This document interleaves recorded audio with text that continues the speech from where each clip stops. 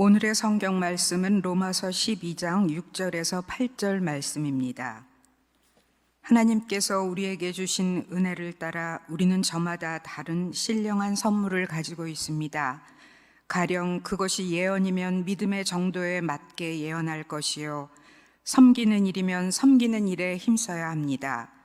또 가르치는 사람이면 가르치는 일에, 권면하는 사람이면 권면하는 일에 힘쓸 것이요, 나누어 주는 사람은 순수한 마음으로, 지도하는 사람은 열성으로, 자선을 베푸는 사람은 기쁜 마음으로 해야 합니다. 이 말씀은 살아계신 하나님의 말씀입니다. 아멘. 하나님께 감사합니다.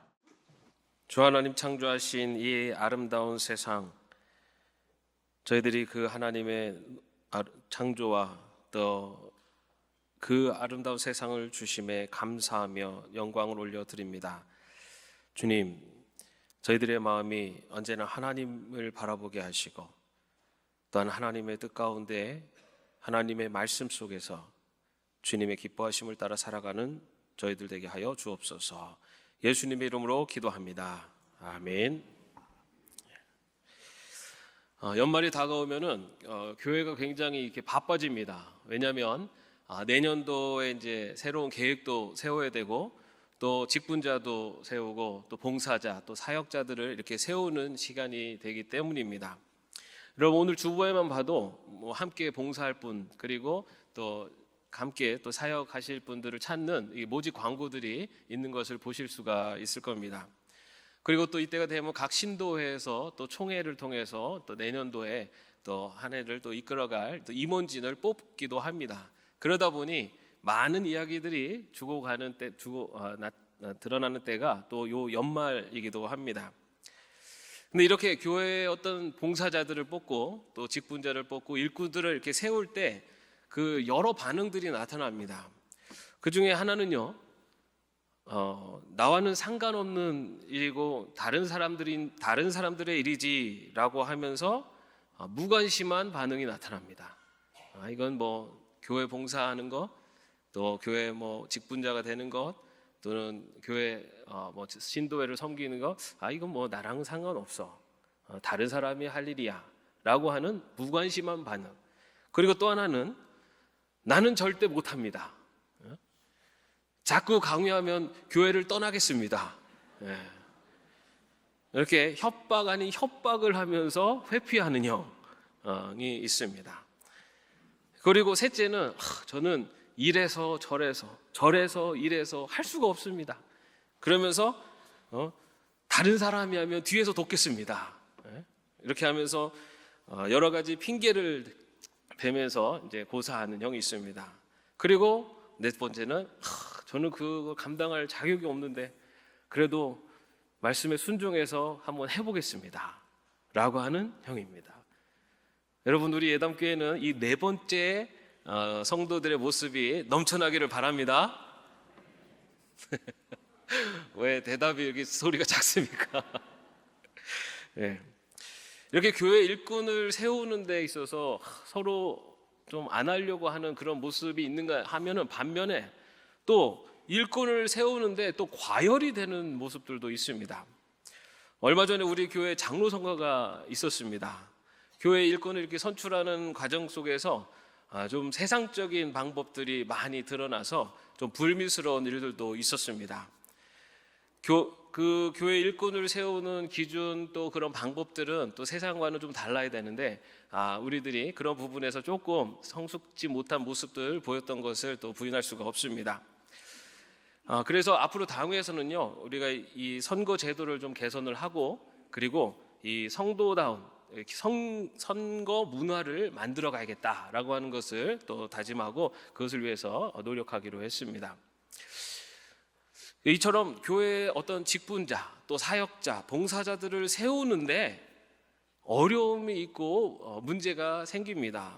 왜 그러면 이렇게 우리가 교회 직분자를 또는 이렇게 사역자들을 세우는데 이런 어려움이 있을까?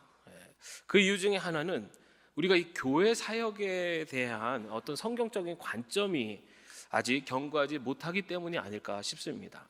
교회에서 직분을 맡는다는 것, 교회에서 봉사한다는 것이 내가 그리스도인으로 살아가는 것과 어떤 관계가 있는지, 그런 것에 대해서 아직 분명한 나의 관점이 없기 때문에 이런 교회 직분을 바라볼 때 자꾸만 내 중심으로 또 사회적인 기준으로 이렇게 바라보고 있는 모습을 나타낼 때가 있습니다.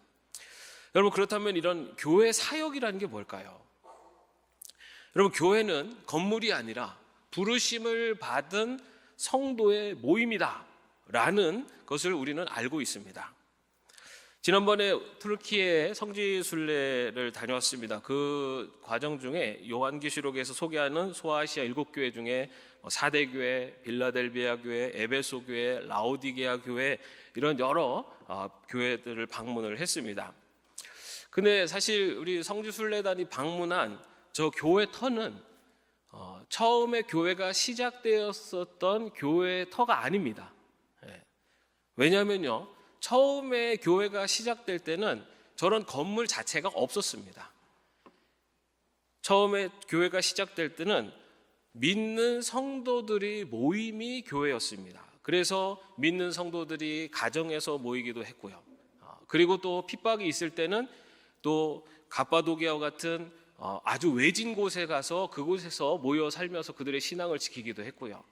그리고 또 대림구유 같은 아주 지하 깊은 곳에 굴을 파고 그 땅굴 속에서 있으면서 그들의 신앙을 지키기도 했습니다.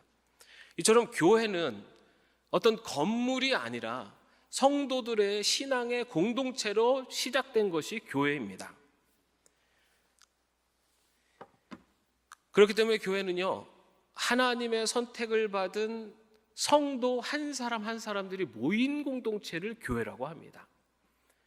우리는 보통 교회라고 하면은 이렇게 건물을 좀 떠오르기 쉽습니다. 그런데 교회의 본질적인 의미는 건물이 아니라 바로 성도 한 사람 한 사람들이 모인 공동체입니다.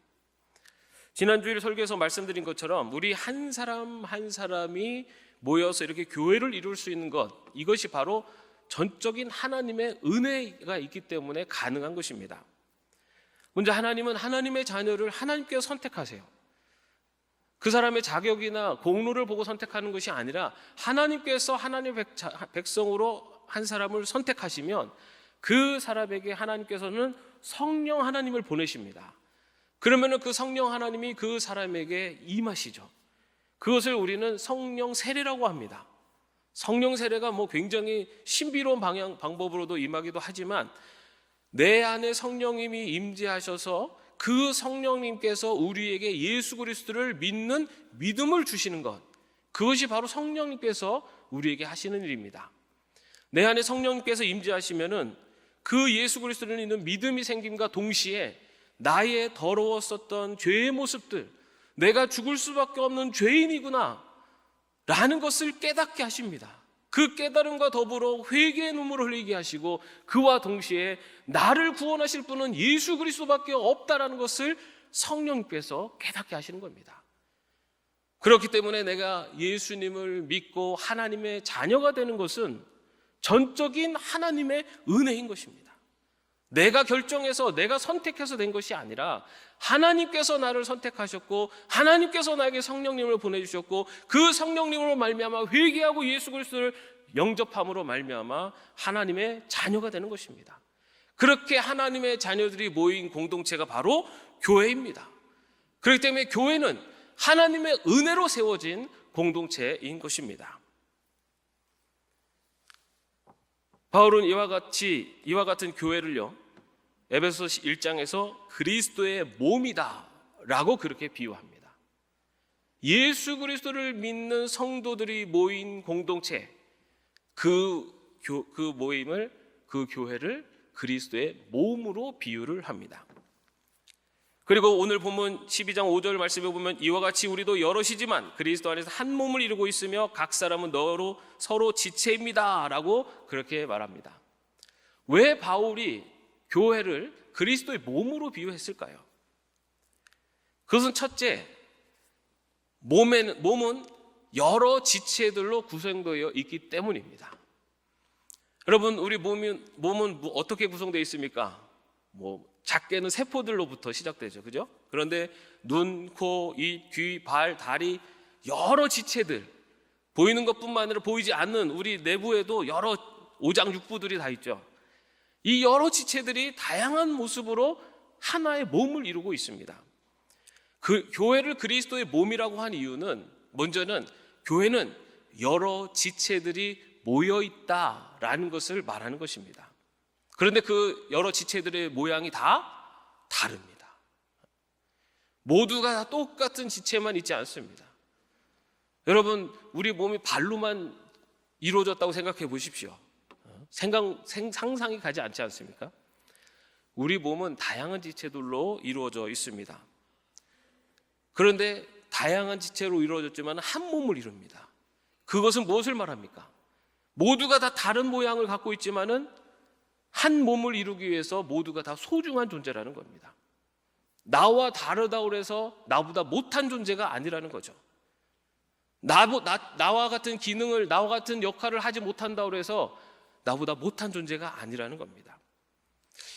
교회에서 때로 열심히 봉사하고 헌신하시는 분들이 있는가 하면 또 조용히 신앙생활 하시는 분들도 있어요.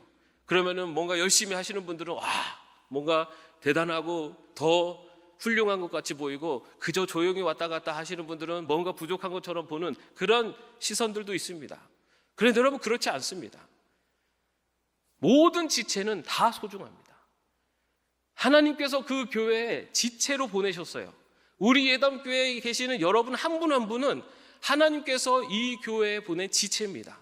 그 모양과 그 삶의 방식과 모든 것들이 다를지라도 그리스도 안에서 예담교회 공동체의 한 지체로 보내셨습니다. 그렇기 때문에 우리는 모두 하나님 앞에 소중한 존재들입니다. 누구는 낫고 누구는 덜하고, 누구는 우월하고 누구는 열등하고, 이런 게 없습니다. 그런데 이것을 세상적인 기준으로 자꾸만 교회로 가져오려고 하는 사람들이 있어요. 세상에서 뭔가 높은 데 있으면 교회에서도 높아지는 것처럼 생각하고, 절대 그렇지 않습니다. 교회는 모든 지체들이 다 소중합니다. 또한 각각의 지체가 있는데요, 그 지체에는 각각의 역할이 있습니다. 여러분, 눈은 어떤 역할을 합니까? 우리 몸에서 보는 역할을 합니다. 코는 냄새를 맡고 숨을 쉬고, 그죠?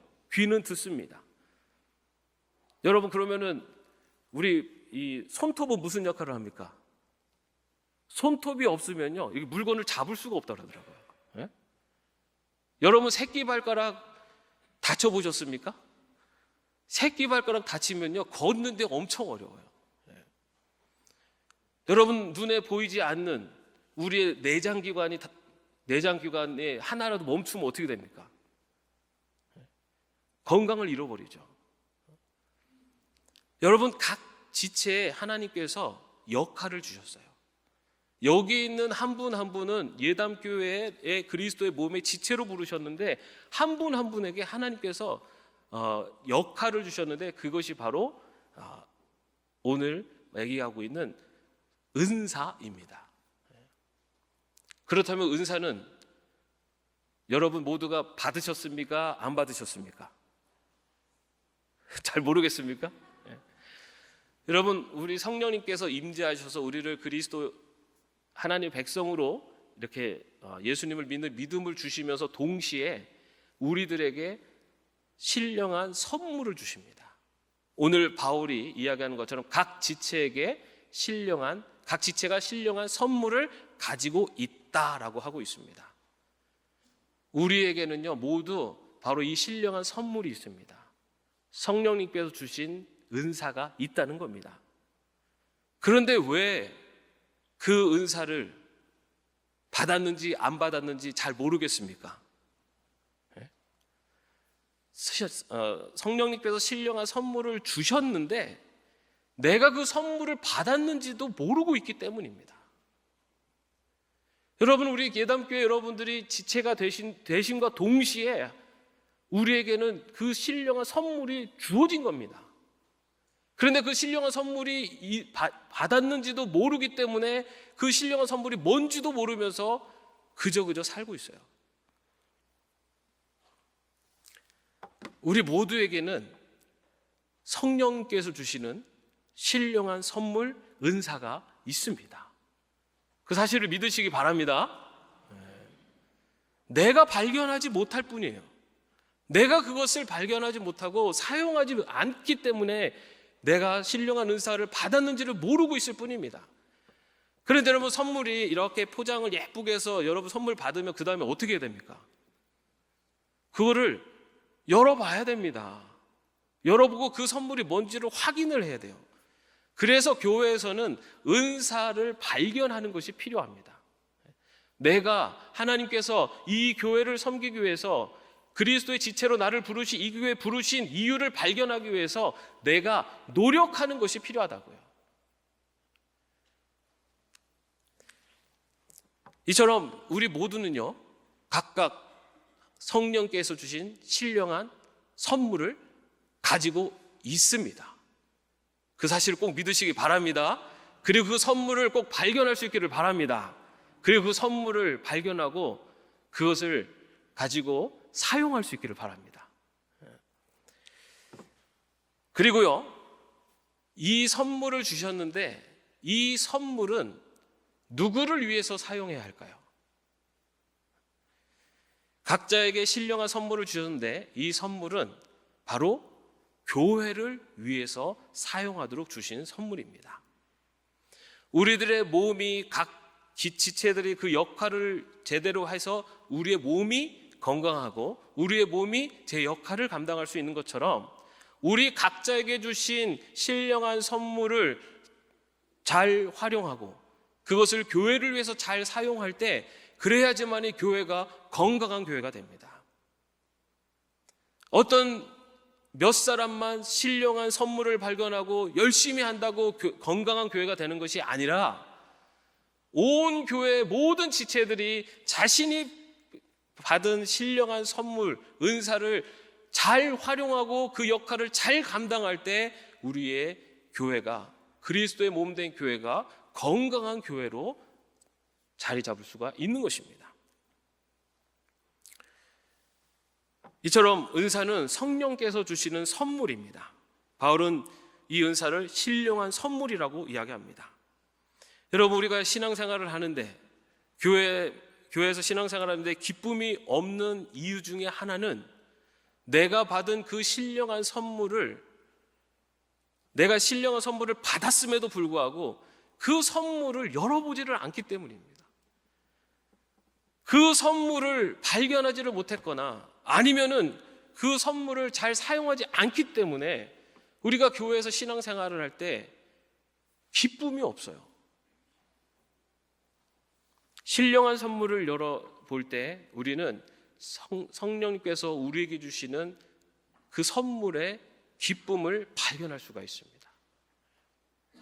여러분들에게 주신 신령한 선물, 그 선물이 무엇인지를 발견하고 또 그것을 사용하고 그것을 활용해서 여러분들이 하늘에 주시는 기쁨을 누리며 살아갈 수 있기를 주님의 이름으로 축원합니다. 그러면은 은사는 어떤 것이 있을까?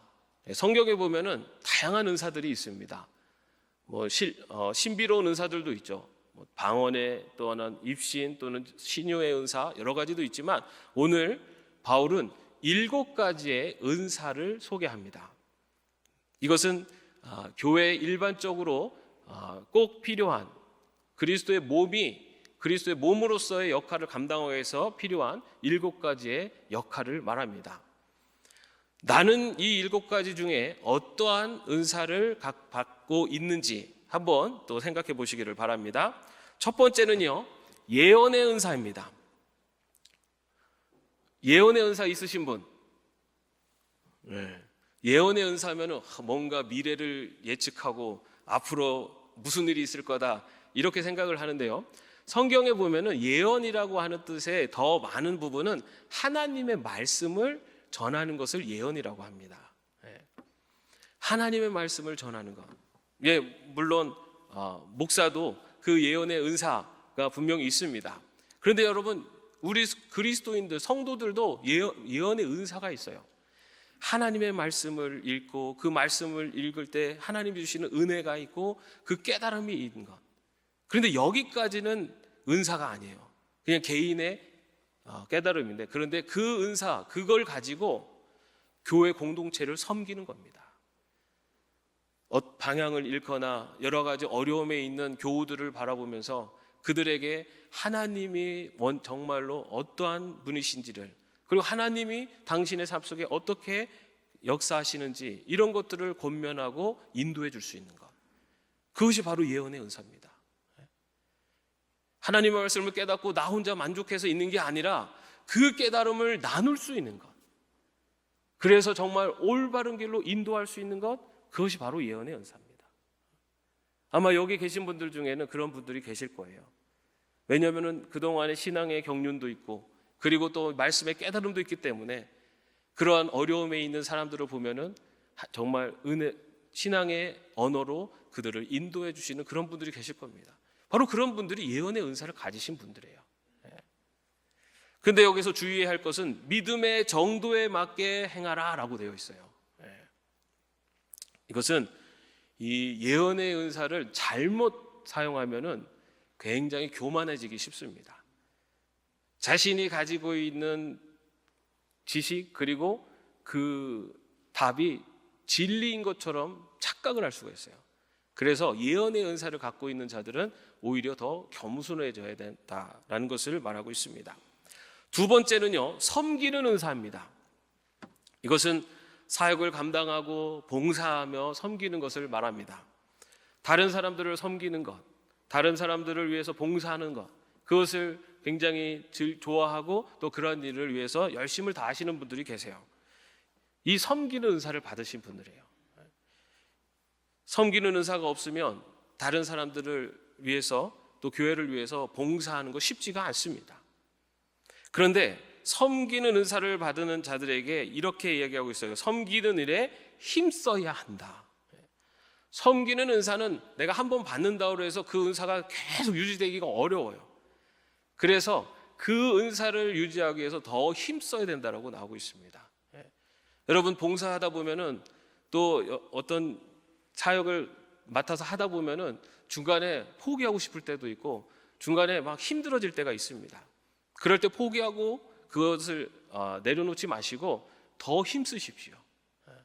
이것이 그 섬기는 은사를 가진 자들에게 주시는 바울의 또 권면입니다. 그 다음에 세 번째는 가르치는 은사입니다. 이 은사는 교회 안에서의 어떤 교사의 직책을 말합니다. 이 성경학자 바클레이는요, 오늘날 교회의 큰 실수는 기독교가 무엇인가를 설명해 주지 않고 계속해서 그리스도인이 되라고만 하는 것이다 라고 이야기를 합니다. 그리스도인이 되는 것만이 중요한 것이 아니라 그리스도인이 되어서 어떻게 살아가야 하는지를 알아가는 것, 그것이 더욱 중요합니다. 그것을 감당하는 것이 바로 교사들입니다. 어떻게 우리가 신앙의 삶 속에서 그리스도인으로 살아갈 것인지, 그 말씀을 우리의 삶 속에 적용할 수 있도록 가르치고 안내하는 것, 그것이 바로 교사의 역할입니다. 우리 교회는 지금 50명의 교회학교 교사들이 우리 어린아이들을 섬기고 있습니다. 그리고 또한 예담 양육가정에서는 매 학기마다 8명, 9명의 강사들이 또 우리 성도님들을 섬기고 있습니다. 여러분, 이 교사의 은사가 있으신 분들은 그 교사의 은사로 꼭 이 교회가 말씀에 바로 서는데 함께 참여해 주시기를 바랍니다. 지금 교사 모집을 하고 있습니다. 여러분, 우리 어린 자녀들의 신앙을 바로 세우는 일이 너무너무 중요합니다. 이 교사의 은사를 받고 또 그 교사의 은사를 통해서 우리 자녀들을 믿음 안에서 잘 세워줄 수 있는 그러한 많은 분들이 같이 할 수 있기를 바랍니다. 네 번째는요, 권면하는 은사입니다. 이 권면한다는 것은 뭔가를 충고한다라는 뜻만 있는 것이 아니라 위로하고 격려한다라는 뜻도 있어요. 그래서 정말 우리 주변에 힘들어하고 어려운 사람들을 위로하고 격려하고 그리고 다시 일어설 수 있도록 힘을 주고 하는 것도 바로 은사입니다. 여러분들, 이 은사는 우리 교회 많은 성도들이 이 은사를 많이 받았으면 좋겠어요. 그래서 다른 사람이 잘못하는 걸 비판하고 정죄하는 것이 아니라 잘했다고 칭찬하고 격려해주고 그리고 힘들어하는 사람들을 등을 도닥이면서 일으켜줄 수 있는 그러한 은사들, 이 권면하는 은사는 우리 모든 예담의 가족들 다 누리실 수 있기를 바랍니다. 다섯 번째는 나눠주는 은사입니다. 이것은 자신의 소유를 나눠주는 것을 말합니다. 이것은 성도 내에서, 교회 안에서 이루어지는 나눔을 말합니다. 그런데 이 나누어주는 은사에 있어서 바울이 순수한 마음으로 하라라고 얘기하고 있어요. 내가 이것을 주면은 저 사람이 나한테 이것을 해주겠지, 아니면 내가 이렇게 했는데 저 사람이 이렇게 안 해? 이런 마음을 하지 말래요. 순수한 마음으로, 그저 그 사람을 돕고 싶은 마음, 그리고 그 사람을 함께 어려움을 함께 나누고 싶은 마음, 그런 순수한 마음으로, 자신의 이익을 위해서가 아니라 그 긍휼의 마음, 그 순수한 마음으로 하라라고 그렇게 이야기합니다. 이것이 또한 은사라는 겁니다. 그리고 마지막으로는 자선을 베푸는 은사입니다. 자선을 베푼다는 것은 외부로 도움을 주는 것을 말합니다. 외부로 도움을 줄 때, 그런데 여기 보면은 어떤 태도로 하라고 되어 있냐면은 기쁜 마음으로 하라라고 나오고 있습니다. 기쁜 마음으로. 억지로 어쩔 수 없어서 하는 것이 아니라 기쁜 마음으로 이 자선의 은사를 사용하라라고 말하고 있습니다. 그리고 지도자의 은사가 있습니다. 이 공동체를 이끌어가고 또 이 공동체를 올바른 방향으로 인도해가는 바로 지도자의 은사. 그런데 이 지도자의 은사는 열성을 가지고 하라라고 되어 있어요. 여러분, 우리 교회의 지도자들, 각 신도회 또는 각 부의 지도자의 위치에 있으신 분들, 바로 그 위치에 가신 것도 이 지도자의 은사가 있습니다. 그런데 그 지도자의 은사를 더욱더 확장하고 또 넓히는 것은 열성을 가지고 하는 것이라고 그렇게 바울은 말합니다. 여러분, 이상으로 7가지의 은사에 대해서 말씀을 드렸습니다. 여러분, 나에게는 어떤 은사가 있으십니까? 나는 이 교회로, 이 신앙 공동체로 하나님께서 이끄셔서 나에게 어떤 은사를 주셨다고 생각을 하십니까? 오늘 만약에 여러분들에게 어떤 깨달음이 있다면 그것이 바로 여러분에게 주시는 성령의 신령한 선물인 줄로 믿으시기 바랍니다. 그런데 여러분, 아까도 말씀드린 것처럼 선물은 받기만 하면 소용이 없습니다. 그 선물은 열어보고, 그리고 그 선물을 활용해야 됩니다. 사용해야 합니다. 그래서 여러분들이 정말로 각자에게 받은 그 은사를 정말 하나님의 영광을 위해서, 교회를 섬기고 또 성도를 섬기기 위해서 잘 활용할 수 있기를 바랍니다. 우리 모두는 하나님께서 주신 신령한 선물을 갖고 있습니다. 그 신령한 선물로 하나님을 섬기고 교회를 섬기고 성도를 섬김으로 여러분들의 삶 속에 은사의 기쁨이 충만할 수 있기를 주님의 이름으로 축원합니다. 기도하겠습니다. 하나님, 우리에게 신령한 선물을 주셨습니다. 그 신령한 선물을 주셨는데 그 선물을 무엇인지도 알지 못하고 열어보지도 않고 그저 방치하고 있지는 않았는지 이 시간 돌아봅니다. 주님, 바울이 7가지의 은사를 소개하며 신령한 선물을 말씀하고 있습니다. 오늘 이 7가지의 은사 가운데 나에게 주시는, 그리고 나에게 선물로 주신 신령한 은사가 있는지 돌아보게 하시고, 또한 그 은사를 잘 활용하고 사용하여 하나님께서 나를 통해 이루고자 하시는, 그리고 나를 통해 이 공동체를 통해 이루고자 하시는 하나님의 뜻을 만들어가는 저희들이 될 수 있도록 인도하여 주옵소서. 예수님의 이름으로 기도합니다. 아멘.